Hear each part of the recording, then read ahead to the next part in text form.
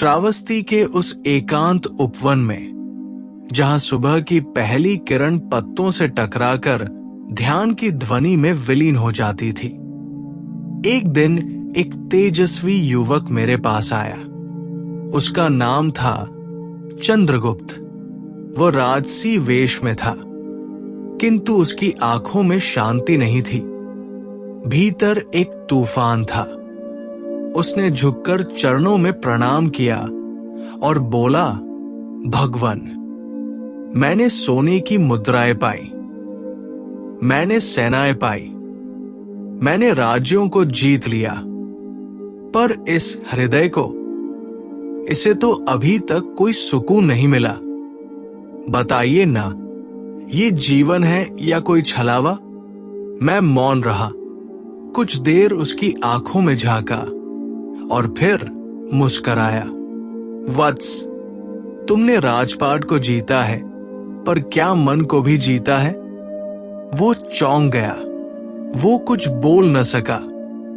मैंने कहा, जीवन की सच्ची सफलता 3 मूल स्तंभों पर टिकी होती है: संकल्प, संयम और सत्संग। ये तीनों न हो तो सफलता केवल एक भ्रम है, रेत की दीवार। पर भगवन, संकल्प क्या है? उसने प्रश्न किया। मैंने कहा, संकल्प ये कोई साधारण विचार नहीं, ये आग है, ये ज्वाला है, ये वो बीज है जो एक दिन वटवृक्ष बनता है। जिसने सच्चा संकल्प कर लिया, वो पर्वतों को चीर सकता है। संकल्प के बिना मनुष्य का जीवन वैसा ही होता है जैसे दिशा के बिना चलती नाव। चलता है पर कहीं नहीं पहुंचता। वत्स, जब तुम ठान लेते हो कि अब मैं आलस्य को त्याग दूंगा, अब मैं लोभ से नहीं डरूंगा, अब मैं मोह से मुक्ति पाऊंगा, तो वही क्षण तुम्हारे परिवर्तन की शुरुआत बनता है। पर ध्यान रहे, ये संकल्प मौखिक नहीं होना चाहिए, ये तो प्राणों में उतर जाना चाहिए। वो ध्यान से सुन रहा था। अब उसने फिर पूछा, और संयम, क्या वो केवल ब्रह्मचर्य है? मैंने कहा, नहीं वत्स, संयम केवल शरीर पर नियंत्रण नहीं, ये मन की लगाम है। जब तुम्हारा मन वासनाओं के तूफान में बहने लगे, तब उसे थामना संयम है। जब तुम्हारी जीभ स्वाद के पीछे भागे, तब उसे रोकना संयम है। जब तुम्हारी आंखें संसार की सुंदरता में खो जाएं, तब उन्हें भीतर मोड़ना संयम है। क्या तुम्हें लगता है कि जिसने संयम नहीं अपनाया वो कभी शांति पा सकता है? नहीं वत्स, नहीं। संयम से ही चरित्र बनता है और चरित्र से ही आत्मबल उत्पन्न होता है।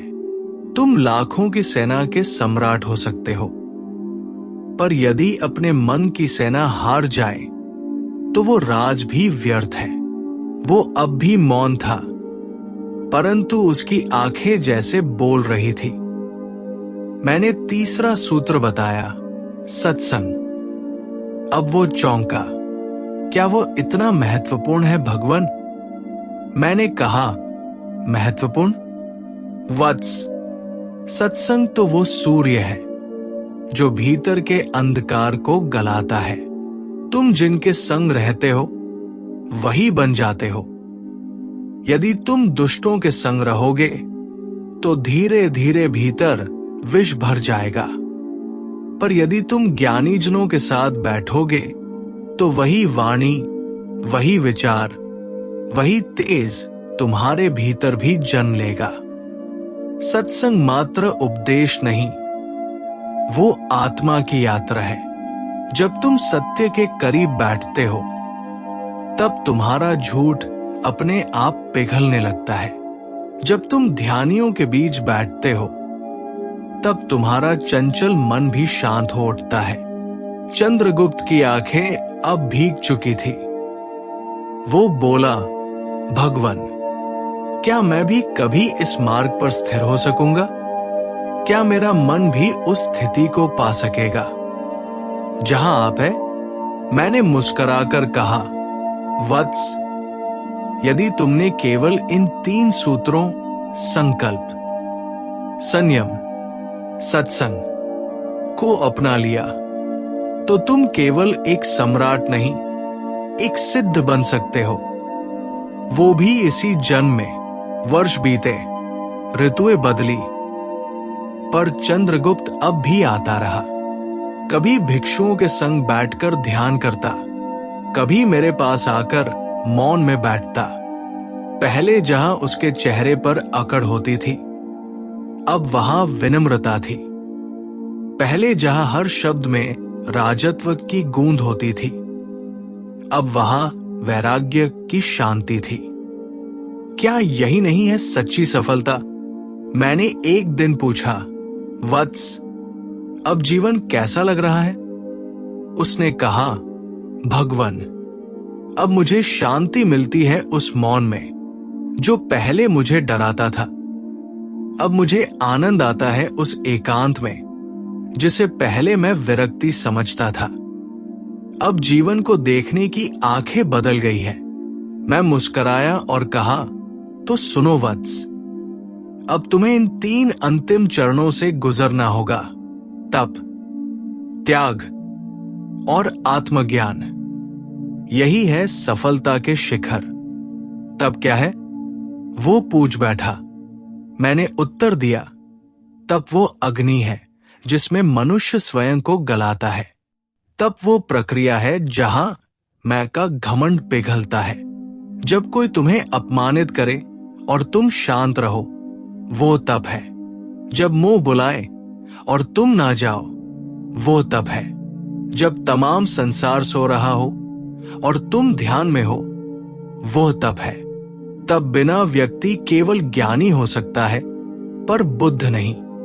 याद रखना, तब बिना सिद्धि नहीं मिलती और तब बिना कोई गुरु नहीं बन सकता। अब वो बोला, भगवन, त्याग, क्या वो सब कुछ छोड़ देना है?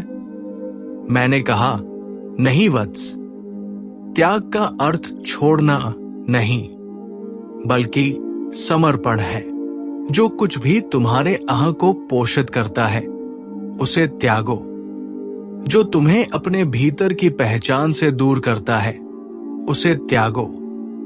तुम्हारा राजपाट भी त्याग योग्य है यदि वह तुम्हारे आत्मज्ञान में बाधा बन रहा है, पर यदि वही राज्य सेवा बन जाए तो वो भी साधना है।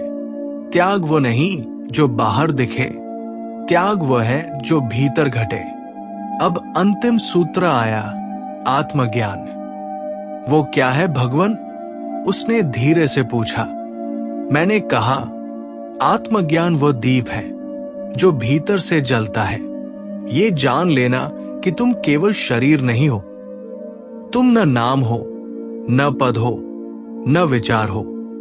तुम वो शुद्ध चैतन्य हो जो इन सब से परे है। जिसने स्वयं को देख लिया वो फिर संसार में कभी नहीं भटकता। आत्मज्ञान के पश्चात न कोई भय रह जाता है, न कोई आकांक्षा। सब कुछ जैसा है वैसा ही पूर्ण लगता है। जो जान गया कि मैं कुछ नहीं, वही सब कुछ बन जाता है। उस दिन चंद्रगुप्त देर तक रोया। वो रोया क्योंकि उसने पहली बार खुद को पाया था। उसने सिर झुकाकर कहा, भगवन, अब मैं जान गया कि सफलता न पद में है न सत्ता में। सफलता उस क्षण में है जब आत्मा भीतर से कहे, अब मैं पूर्ण हूं। कुछ वर्षों बाद सुना, चंद्रगुप्त ने राज्य त्याग दिया था। वो अब नर्मदा के किनारे एक छोटी सी कुटिया में ध्यान मग्न था। वो राजसी वस्त्र छोड़ चुका था। उसके पास अब कोई तख्त नहीं था, पर शांति की गहराई थी। वो अब दूसरों को भी यही 3 सूत्र सिखाता था, तप, त्याग, आत्मज्ञान। तो स्मरण रखो वत्सो, यदि तुमने संकल्प कर लिया, संयम धारण कर लिया, सत्संग अपनाया, फिर तप की ज्वाला में अपने दोषों को जलाया, त्याग के जल से अहंकार को धोया और अंत में आत्मज्ञान के दीपक से स्वयं को देखा, तो समझो तुम सफल हो, वास्तव में सफल।